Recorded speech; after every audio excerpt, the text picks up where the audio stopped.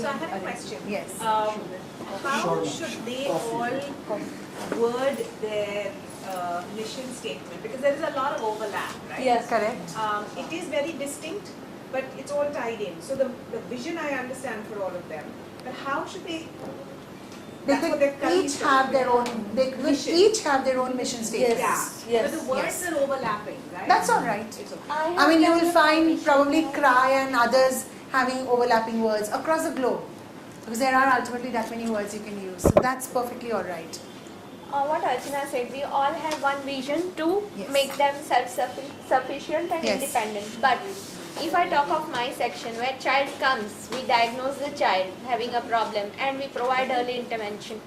So my vision would be to provide early intervention to affected children to improve their future life Correct. and make them independent in their daily activities. Yes. Education comes to Rashmi Pawar. Correct. So for that, my mission is to have state-of-the-art therapeutic center where all the therapeutic interventions are provided to a child and to make it financially independent so that we can support maximum poor children and network with other organizations to make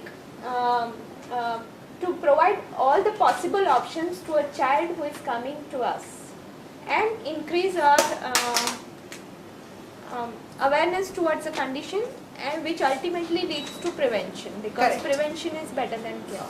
So you could have all of this in bullet form and simple statements, not one rolling into the other. This could be your mission statement, your points, and then when you have your goals, they actually are goals that are set to achieve these points, towards these points, and then your objectives which help you achieve that goal, which leads into the mission statement.